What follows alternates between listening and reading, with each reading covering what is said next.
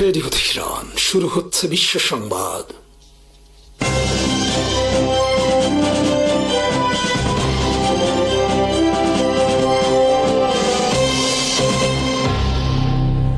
শুরুতেই সংবাদ শিরোনাম। আসসালামু আলাইকুম।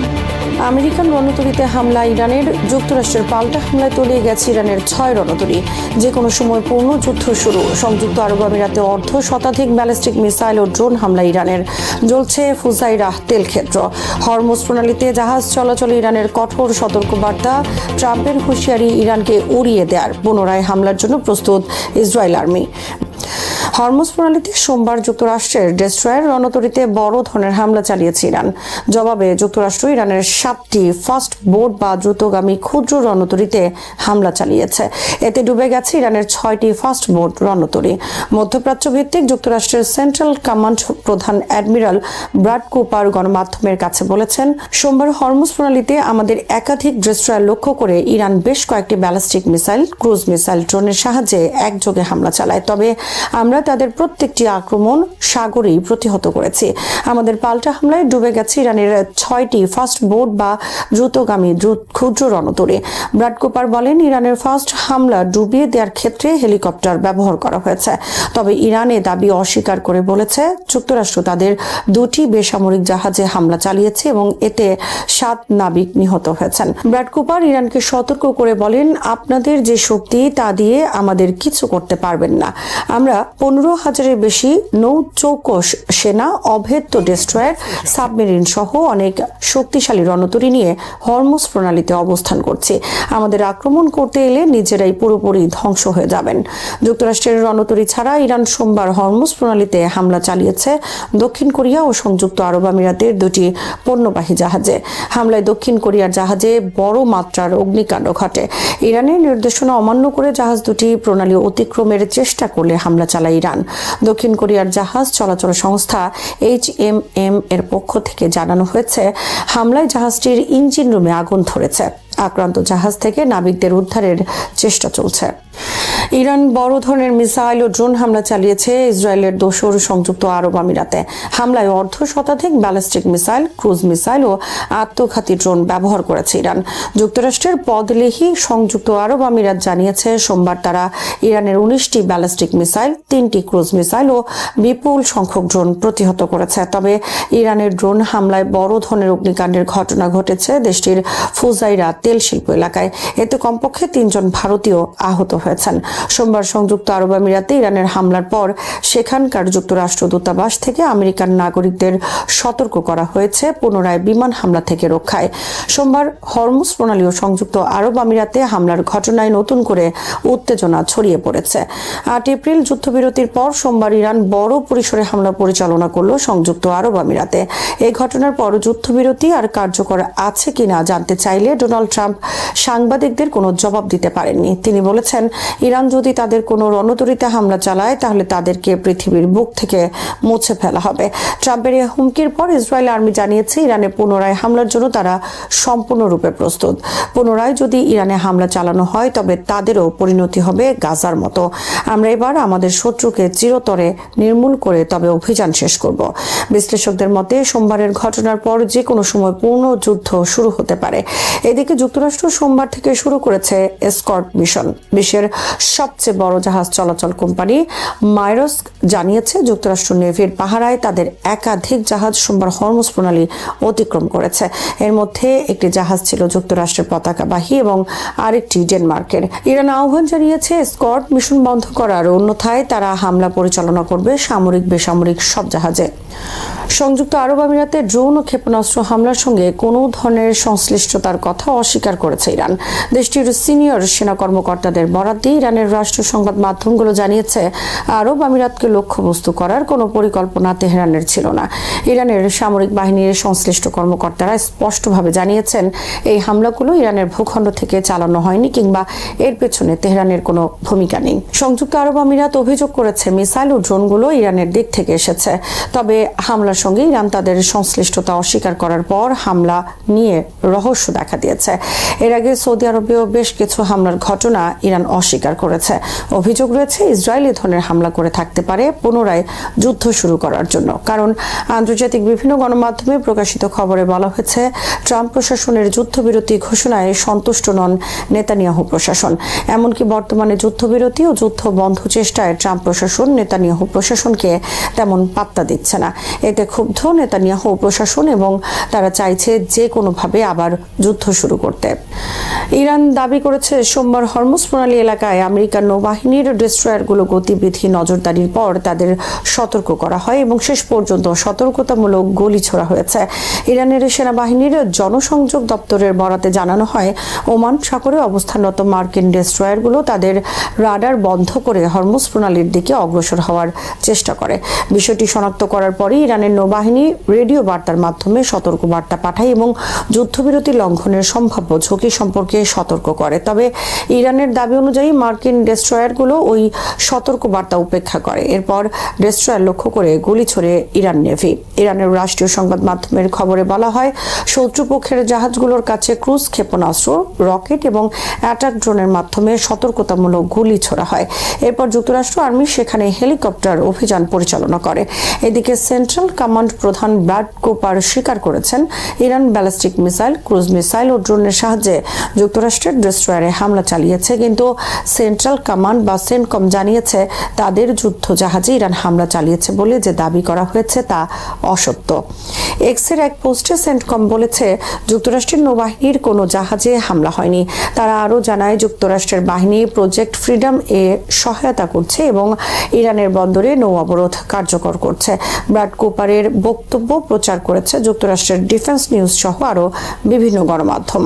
হরমুজ প্রণালীতে চলাচলকারী সব বাণিজ্যিক জাহাজ ও ট্যাঙ্কারকে ইরানি সশস্ত্র বাহিনীর সঙ্গে সমন্বয় করার নির্দেশ দিয়েছে দেশটির সেনাবাহিনী। এই নির্দেশনা অমান্য করলে জাহাজগুলো হামলার মুখে পড়তে পারে বলে হুঁশিয়ারি দেওয়া হয়েছে। ইরানি গণমাধ্যমে প্রকাশিত এক সামরিক বিবৃতিতে বলা হয়েছে হরমুজ প্রণালীর নিরাপত্তা ইসলামী প্রজাতন্ত্র ইরানের সশস্ত্র বাহিনীর হাতে। যে কোনো পরিস্থিতিতে নিরাপদ চলাচল ও নৌযান চালনা অবশ্যই সশস্ত্র বাহিনীর সঙ্গে সমন্বয়ের মাধ্যমে সম্পন্ন করতে হবে। আটকে পড়া জাহাজগুলোকে পার করে দিতে মার্কিন প্রেসিডেন্ট ডোনাল্ড ট্রাম্পের ঘোষিত এসকর্ট মিশন শুরুর কয়েক ঘন্টা আগে ইরানের পক্ষ থেকে এই প্রতিক্রিয়া প্রকাশ করা হলো। বিবৃতিতে বলা হয় আমরা আমাদের পূর্ণ শক্তি দিয়ে হরমুজ প্রণালীর নিরাপত্তা বজায় রাখব। সব বাণিজ্যিক জাহাজ ও ট্যাঙ্কারকে নির্দেশ দিচ্ছি যে আমাদের বাহিনীর সঙ্গে সমন্বয় ছাড়া এই প্রণালী অতিক্রমের চেষ্টা করবেন না, অন্যথায় আপনাদের নিরাপত্তা বিঘ্নিত হতে পারে। বিদেশি সেনাদের প্রতি কড়া বার্তা দিয়ে ইরানি সেনাবাহিনী বলেছে যে কোনো বিদেশি সশস্ত্র বাহিনী, বিশেষ করে আগ্রাসী মার্কিন সেনাবাহিনী যদি হরমুজ প্রণালীতে প্রবেশের বা কাছাকাছি আসার চেষ্টাও করে তবে তাদের উপর হামলা চালানো হবে। হরমুজ প্রণালীতে ইরান যুক্তরাষ্ট্রের পাল্টাপাল্টি অবরোধের ফলে বর্তমানে কয়েকশো জাহাজ আটকা পড়ে আছে এবং একই সঙ্গে আটকা পড়ে আছে 2000-এর বেশি নাবিক। সৌদি আরব ও আরব আমিরাতের মধ্যে বিরোধ এখন তীব্র রূপ নিয়েছে। উপসাগরীয় দেশগুলোর উপর কর্তৃত্ব প্রতিষ্ঠার জন্য আরব আমিরাত দীর্ঘদিন থেকে ইসরায়েল ও যুক্তরাষ্ট্রের সাথে মিলে সৌদি স্বার্থবিরোধী নীতি গ্রহণ করে। ইয়েমেন থেকে সুদান পর্যন্ত সব দেশে সৌদি আরবকে চ্যালেঞ্জ জানায় আরব আমিরাত। ইরানের উপর যুক্তরাষ্ট্র ইসরায়েলের আগ্রাসনের পর আরব আমিরাত অন্য উপসাগরীয় দেশগুলোর চাইতে ইরানের বিরুদ্ধে কঠোর অবস্থান গ্রহণ করে, কিন্তু সৌদি আরব গ্রহণ করে নমনীয় নীতি। সৌদি আরবে ইরানে হামলাও ছিল কম, কিন্তু আরব আমিরাতে দফায় দফায় হামলা চালায় ইরান। আরব আমিরাতকে শিক্ষা দিতে ইরানের সাথে গোপন যোগাযোগ রাখে সৌদি আরব। ওয়াল স্ট্রিট জার্নালের এক প্রতিবেদনে বলা হয়েছে ইরান সৌদি আরব ও ওমানকে জানিয়েছিল তারা সংযুক্ত আরব আমিরাতে আরও তীব্র হামলা করবে। সেভাবে তারা যুদ্ধ কৌশল প্রণয়ন করেছে। ইরান ও মার্কিন ইসরায়েল যুদ্ধের মধ্যে ইরানের অন্যতম কৌশল ছিল আবুধাবিকে তার উপসাগরীয় প্রতিবেশীদের থেকে বিচ্ছিন্ন করা। এই লক্ষ্য নিয়ে আরব আমিরাতকে একের পর এক টার্গেট করেছে ইরান। সংযুক্ত আরব আমিরাত এবং সৌদি আরবের মধ্যে গত কয়েক বছর ধরে নানা আঞ্চলিক ইস্যুতে উত্তেজনা চলছে। এই বিরোধের সর্বশেষ প্রমাণ পাওয়া গেছে চলতি মাসে ওপেকের সদস্য পদ থেকে আমিরাতের বেরিয়ে যাওয়ার ঘটনা। এ থেকে একটি বিষয় স্পষ্ট হয়, ইরানের বিরুদ্ধে যুদ্ধে রিয়াদ ও আবুধাবির মধ্যে ঐক্য তৈরির পরিবর্তে তাদের মধ্যে উত্তেজনা আরও বেড়ে গেছে। বিশ্লেষকরা বলছেন, আরব আমিরাতের এই সিদ্ধান্ত হঠাৎ করে আসেনি। দীর্ঘদিনের বিরোধের প্রতিক্রিয়া হিসাবে আরব আমিরাত এই সিদ্ধান্ত গ্রহণ করে। আরব আমিরাত স্পষ্ট করে, সৌদি আরবের নেতৃত্বাধীন অন্য উপসাগরীয় দেশগুলো তার অবস্থান সম্পূর্ণ ভিন্ন। এক আলাপচারিতায় ইরানি কর্মকর্তারা সৌদি প্রতিনিধিদের জানিয়েছেন যে তারা আমিরাতকে ধ্বংসস্তূপে পরিণত করার পরিকল্পনা করছেন। এ সময় তারা আবুধাবির সাথে রিয়াদের বিরোধের বিষয়টি উল্লেখ করেন। ওয়ার্ল্ড স্ট্রিট জার্নালে এই আলাপচারিতা ঠিক কখন ধারণ করা হয়েছিল তা উল্লেখ করা হয়নি। তবে প্রতিবেদনে বলা হয়েছে, সৌদি কর্মকর্তারা ইরানের বিরুদ্ধে এই ধরনের কঠোর অবস্থানের ব্যাপারে তীব্র অসম্মতি জানিয়েছিলেন। ইরানের উপর সৌদি আরবের ক্ষোভ থাকা সত্ত্বেও দুই দেশ সংলাপ বজায় রেখেছে। এর মধ্যে ইরানের পররাষ্ট্রমন্ত্রী আব্বাস আরাকচি সৌদি পররাষ্ট্রমন্ত্রী ফয়সাল বিন ফারহানের সঙ্গে কথা বলেছেন। এছাড়া পাকিস্তানের মাধ্যমে ইরানের সাথে ঘনিষ্ঠ যোগাযোগ রক্ষা করছে সৌদি আরব। পাকিস্তানের মধ্যস্থতায় ইরানের সাথে যুক্তরাষ্ট্রের যে আলোচনা চলছে তাতে সৌদি আরবের সায় আছে বলে মনে করা হয়।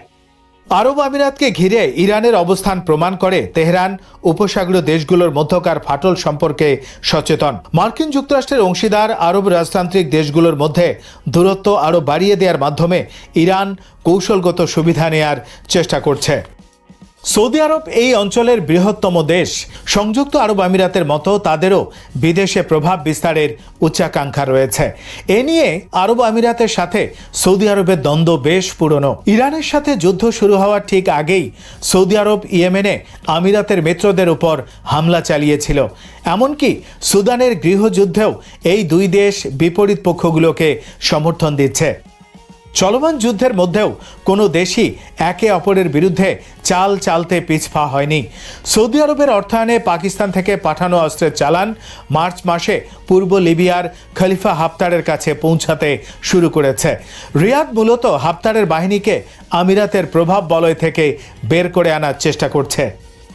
সংযুক্ত আরব আমিরাত সহ উপসাগরীয় রাজতান্ত্রিক দেশগুলো ইরানের বিরুদ্ধে মার্কিন ইসরায়েল যুদ্ধের বিরোধী ছিল, কিন্তু যুদ্ধ শুরু হওয়ার পর এসব দেশকেই ইরানের প্রতিশোধমূলক হামলার মূল ধাক্কা সামলাতে হয়েছে। সবচেয়ে বেশি ক্ষতিগ্রস্ত হয়েছে সংযুক্ত আরব আমিরাত। ছোট কিন্তু সম্পদশালী এই দেশটিকে লক্ষ্য করে ইরান অন্তত 2000 ব্যালিস্টিক মিসাইল এবং ড্রোন নিক্ষেপ করে।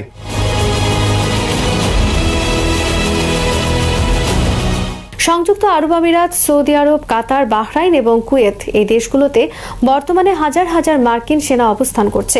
এছাড়া দেশগুলো মার্কিন প্রতিরক্ষা শিল্পের সাথে ওতপ্রোতভাবে জড়িত, কারণ তাদের অস্ত্র শস্ত্র এবং আকাশ প্রতিরক্ষা ব্যবস্থার সিংহভাগই আসে যুক্তরাষ্ট্র থেকে। এই দেশগুলো তাদের নিরাপত্তার জন্য পুরোপুরিভাবে যুক্তরাষ্ট্রের উপর নির্ভরশীল ছিল, কিন্তু ইরান যুদ্ধ সবগুলো দেশের নিরাপত্তা ব্যবস্থা ওলট পালট করে দিয়েছে।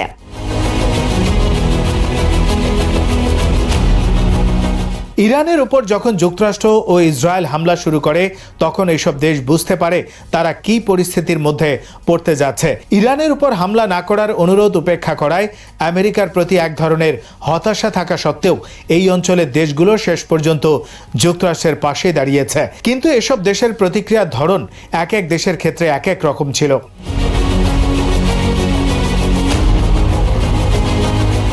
সৌদি আরব সে দেশে থাকা মার্কিন ঘাঁটি এবং আকাশসীমা ব্যবহারের অনুমতি দিয়ে ইরান যুদ্ধে যুক্তরাষ্ট্রকে সহায়তা করেছে ঠিকই, পাশাপাশি তারা তাদের ঘনিষ্ঠ অংশীদার পাকিস্তানের মধ্যস্থতা প্রচেষ্টাকেও সমর্থন জানিয়েছে। বিপরীতে সংযুক্ত আরব আমিরাত প্রকাশ্যে এবং গোপনে মার্কিন যুক্তরাষ্ট্রকে ইরানের উপর হামলা চালিয়ে যাওয়ার জন্য তদবির করেছে। এমনকি পাকিস্তান যাতে আলোচনার মাধ্যমে যুক্তরাষ্ট্র ও ইরানকে এক করতে না পারে, আবুধাবি সেই চেষ্টাও করেছে।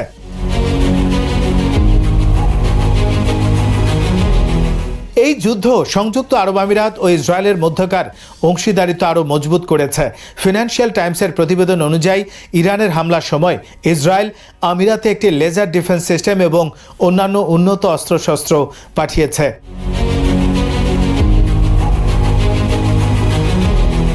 এমনও গুঞ্জন রয়েছে সংযুক্ত আরব আমিরাত ও আমেরিকা ইসরায়েলের সাথে মিলে ইরানের উপর হামলা চালিয়েছে।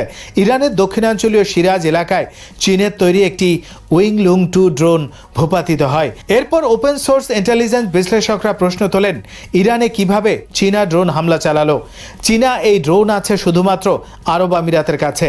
এরপর থেকে মোটামুটি স্পষ্ট হয়ে যায় আমিরাত ইরানের অভ্যন্তরে বিমান হামলা চালাচ্ছে।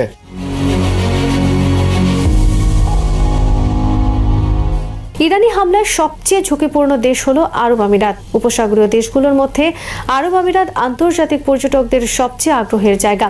সাম্প্রতিক বছরগুলোতে দুবাই পর্যটন, ক্রিপ্টোকারেন্সি এবং অর্থনীতির অন্যতম কেন্দ্র হিসেবে বিকশিত হয়েছে। ইরান জানতো আরব আমিরাতের ওপর হামলা সরাসরি যুক্তরাষ্ট্র ও ইসরায়েলকে প্রভাবিত করবে।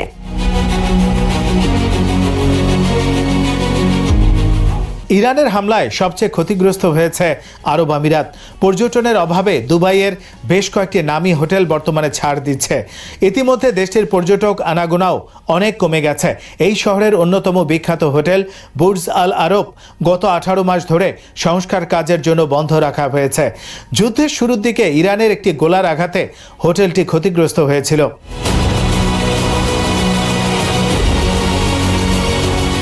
এত ক্ষয়ক্ষতির পরও ইরানের বিরুদ্ধে উপসাগরীয় দেশগুলোর মধ্যে আমিরাতই সবচেয়ে বেশি সোচ্চার। বিশেষজ্ঞদের মতে আমিরাত আশঙ্কা করছে যুক্তরাষ্ট্র হয়তো তেহরানের সাথে এই সংঘাত থেকে পিছু হটতে পারে। অন্যদিকে আরব আমিরাতের দোরগোড়ায় একটি নতুন শক্তি হিসাবে জেকে বসেছে ইরান, যারা হরমুজ প্রণালীর উপর নিয়ন্ত্রণ বজায় রাখতে সক্ষম। আমিরাতের পররাষ্ট্রমন্ত্রী শেখ আবদুল্লাহ বিন জায়েদ মার্কিন পররাষ্ট্রমন্ত্রী মার্কো রুবিওকে বলেছেন, আবুধাবি এই যুদ্ধ 9 মাস পর্যন্ত স্থায়ী করার জন্য প্রস্তুত রয়েছে।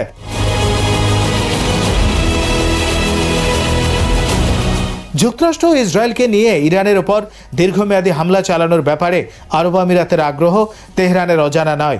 এ কারণে ইরান কৌশল নিয়েছে সৌদি আরব ও কাতারের মতো দেশগুলোকে তার পক্ষে টানতে। সৌদি আরবকে ইরান স্পষ্ট বার্তা দিয়েছে তারা আরব আমিরাতকে শিক্ষা দিতে চায়।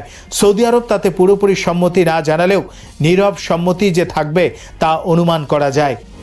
সম্প্রতি এনবিসি নিউজের একটি অনুসন্ধানী প্রতিবেদনে মধ্যপ্রাচ্যের চলমান উত্তেজনা এবং যুক্তরাষ্ট্র ইরান সামরিক মুখোমুখি অবস্থানের প্রেক্ষাপটে এমন কিছু তথ্য উঠে এসেছে যা আন্তর্জাতিক নিরাপত্তা বিশ্লেষকদের মধ্যে নতুন করে আলোচনার জন্ম দিয়েছে। প্রতিবেদনে দাবি করা হয়েছে, ইরান তাদের বহুল পুরনো যুদ্ধবিমান নর্থ্রপ F-5 ব্যবহার করে মার্কিন সামরিক ঘাঁটিতে হামলা চালাতে সক্ষম হয়েছে এবং সেই হামলা আকাশ প্রতিরক্ষা ব্যবস্থার নজর এড়িয়ে গেছে। বিশেষ করে কুয়েতে অবস্থিত ক্যাম্প বুহেরিং ঘাঁটিকে লক্ষ্য করে চালানো হামলার বিষয়টি আলোচনার কেন্দ্রবিন্দুতে চলে এসেছে। প্রতিবেদন অনুযায়ী পারস্য উপসাগরীয় অঞ্চলে ছড়িয়ে থাকা মার্কিন ঘাঁটিগুলোর ওপরে ইরানের ধারাবাহিক হামলায় যে ক্ষয়ক্ষতি হয়েছে তা আনুষ্ঠানিকভাবে স্বীকার করা তথ্যের তুলনায় অনেক বেশি হতে পারে। যদিও পেন্টাগন এখনও এ বিষয়ে বিস্তারিত কিছু জানায়নি, তথাপি সামরিক বিশ্লেষকরা বলছেন যদি এই দাবি আংশিকভাবেও সত্য হয় তাহলে তা যুক্তরাষ্ট্রের আকাশ প্রতিরক্ষা কৌশল এবং প্রস্তুতি নিয়ে গুরুত্বপূর্ণ প্রশ্ন তুলতে পারে। উল্লেখযোগ্যভাবে এই হামলাগুলো শুধু মিসাইল বা ড্রোন নির্ভর ছিল না, বরং এতে ফিক্সড উইং যুদ্ধবিমান ব্যবহারের কথাও উঠে এসেছে, যা গত কয়েক দশকে বিরল।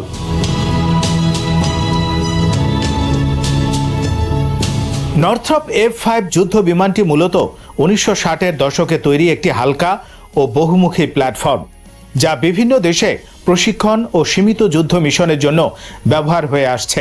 আধুনিক স্টেলথ প্রযুক্তি, উন্নত এভিওনিক্স বা লো অবজারভেবিলিটি বৈশিষ্ট্য না থাকা সত্ত্বেও এই বিমানের সম্ভাব্য ব্যবহারের বিষয়টি বিশেষজ্ঞদের দৃষ্টি আকর্ষণ করেছে।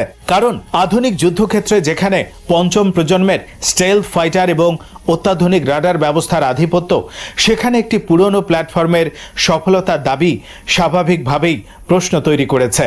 নর্থ্রপ F-5 ছিল কোল্ড ওয়ারের সময় উত্তপ্ত ভূরাজনৈতিক বাস্তবতার এক কৌশলগত প্রতিফলন, যেখানে শক্তি মানে কেবল প্রযুক্তিগত আধিপত্য নয়, বরং সহজলভ্যতা, নির্ভরযোগ্যতা এবং মিত্র দেশগুলোর জন্য কার্যকর প্রতিরক্ষার সক্ষমতা নিশ্চিত করা।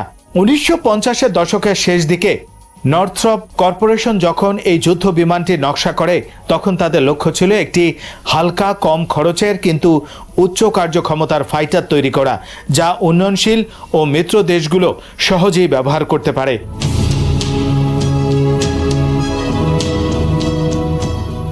F5 এর শক্তিমত্তার মূল ভিত্তি ছিল এর সরল কিন্তু কার্যকর নকশা। এটি জটিল প্রযুক্তির উপর নির্ভর না করে উচ্চ গতিশীলতা, দ্রুত প্রতিক্রিয়া এবং কম রক্ষণাবেক্ষণ ব্যয়ের উপর গুরুত্ব দেয়। দুইটি জেনারেল ইলেকট্রিক J85 ইঞ্জিন দ্বারা চালিত এই বিমানটি শব্দের গতির চেয়েও বেশি গতিতে উড়তে সক্ষম, যা একে একটি সুপারসনিক ফাইটারে পরিণত করে। পাশাপাশি এর ছোট আকার ও হালকা ওজন এটিকে আকাশযুদ্ধে অত্যন্ত চটপটে করে তোলে, বিশেষ করে ডগ ফাইটিং পরিস্থিতিতে।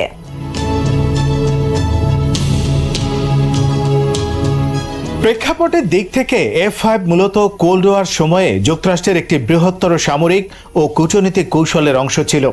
ওয়াশিংটন চেয়েছিল তার মিত্র দেশগুলোকে এমন একটি যুদ্ধ বিমান সরবরাহ করতে যা সোভিয়েত নির্মিত মেক সিরিজের বিরুদ্ধে কার্যকর প্রতিরোধ গড়ে তুলতে পারে, কিন্তু একই সঙ্গে অর্থনৈতিকভাবে টেকসই থাকে।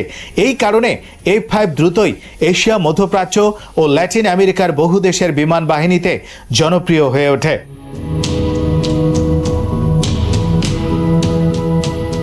সব মিলিয়ে নর্থ্রপ 5F কেবল একটি যুদ্ধ বিমান নয়, এটি ছিল এক যুগের সামরিক দর্শনের প্রতিফলন, যেখানে কার্যকারিতা, সাশ্রয়িতা এবং কৌশলগত বাস্তবতার সমন্বয় ঘটেছিল এক অনন্য প্ল্যাটফর্মে। প্রতিবেদনে বলা হয়েছে হামলার সময় ইরান সমন্বিত কৌশল ব্যবহার করে থাকতে পারে, যেখানে একই সঙ্গে ড্রোন, ব্যালিস্টিক মিসাইল এবং ইলেকট্রনিক জ্যামিং ব্যবহারের মাধ্যমে প্রতিরক্ষা ব্যবস্থাকে বিভ্রান্ত করা হয়। এই ধরনের স্যাচুরেশন অ্যাটাক পদ্ধতিতে প্রতিরক্ষা ব্যবস্থা একাধিক লক্ষ্য মোকাবেলায় ব্যস্ত হয়ে পড়ে, ফলে কোনো কোনো লক্ষ্যবস্তু নজর এড়িয়ে যেতে পারে। বিশ্লেষকদের মতে, যদি একটি নর্থ্রপ F5 এমন পরিস্থিতিতে নিম্ন উচ্চতায় প্রবেশ করে, তাহলে তা রাডারের আওতার বাইরে কিছু সময় থাকতে পারে।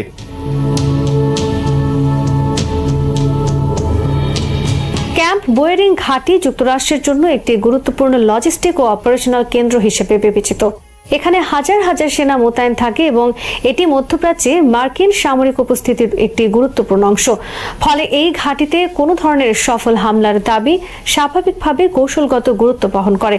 যদিও ক্ষয়ক্ষতির সুনির্দিষ্ট পরিমাণ নিয়ে ভিন্ন মত রয়েছে, তথাপি প্রতিবেদনে বলা হয়েছে যে অবকাঠামোগত ক্ষতির পাশাপাশি যোগাযোগ ব্যবস্থা এবং রানওয়ের ওপর আঘাত হানা হয়েছে।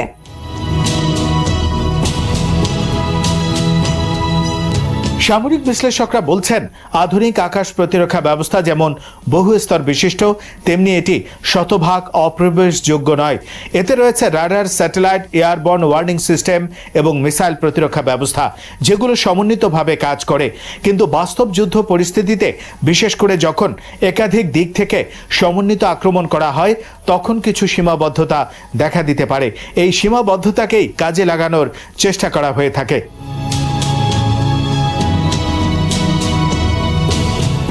ইরান দীর্ঘদিন ধরে অসম যুদ্ধ কৌশল বা অ্যাসিমেট্রিক ওয়ারফেয়ার অনুসরণ করে আসছে। তারা তুলনামূলকভাবে কম খরচে বেশি প্রভাব তৈরির কৌশলকে গুরুত্ব দেয়। ড্রোন প্রযুক্তি, মোবাইল মিসাইল লঞ্চার এবং আঞ্চলিক মিত্রগোষ্ঠীর মাধ্যমে প্রভাব বিস্তার করে। এসব এই কৌশলের অংশ। এর সঙ্গে যদি পুরনো যুদ্ধ বিমানকে নতুনভাবে ব্যবহার করা হয়, তাহলে তা প্রতিপক্ষের জন্য অপ্রত্যাশিত পরিস্থিতি তৈরি করতে পারে।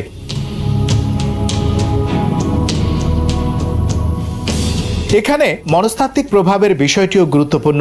একটি পুরনো প্ল্যাটফর্ম দিয়ে উন্নত প্রতিরক্ষা ব্যবস্থা ভেদ করার দাবি যদি প্রচার পায়, তাহলে তা প্রতিপক্ষের আত্মবিশ্বাসে প্রভাব ফেলতে পারে। একই সঙ্গে এটি নিজ দেশের অভ্যন্তরে রাজনৈতিক ও সামরিক নেতৃত্বের অবস্থানকে শক্তিশালী করতে পারে। ফলে এই ধরনের খবর শুধুমাত্র সামরিক নয়, এটি তথ্যযুদ্ধের অংশ হিসেবেও বিবেচিত হয়ে থাকে।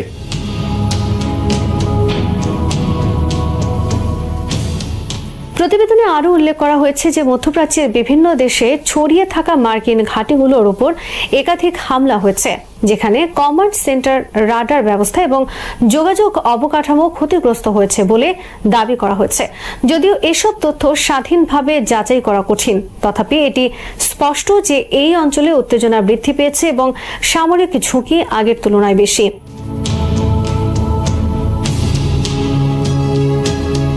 মার্কিন প্রতিরক্ষা বিশ্লেষকরা বলেছেন যে কোনো আধুনিক সামরিক অবকাঠামোতে রিডান্ডেন্সি বা বিকল্প ব্যবস্থা রাখা হয়, যাতে একটি অংশ ক্ষতিগ্রস্ত হলেও পুরো সিস্টেম অচল হয়ে না পড়ে। ফলে কোনো একটি বা কয়েকটি হামলার মাধ্যমে সম্পূর্ণ ক্ষমতা ধ্বংস হয়ে যায়, এমনটি সাধারণত ঘটে না। ফলে ধারাবাহিক ও সমন্বিত হামলা দীর্ঘমেয়াদে প্রভাব ফেলতে পারে।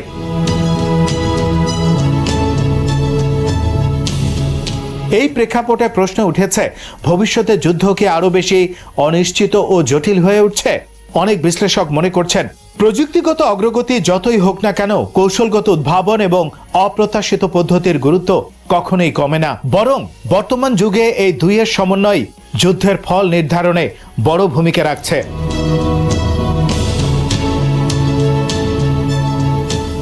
সবশেষে বলা যায়, এনবিসি নিউজের এই প্রতিবেদন সত্য মিথ্যা যাচাইয়ের ঊর্ধ্বে গিয়ে একটি গুরুত্বপূর্ণ বাস্তবতার সামনে নিয়ে এসেছে। আধুনিক যুদ্ধক্ষেত্রে কোনো পক্ষই সম্পূর্ণ নিরাপদ নয় এবং কোনো প্রযুক্তি অপ্রতিরোধ্য নয়। নর্থরপ F5 এর মতো একটি পুরনো প্ল্যাটফর্মের সম্ভাব্য ব্যবহার এই বাস্তবতারই প্রতিফলন, যেখানে কৌশল, সময় নির্বাচন এবং প্রতিপক্ষের দুর্বলতা বোঝার ক্ষমতা প্রযুক্তির সমান গুরুত্বপূর্ণ হয়ে উঠছে।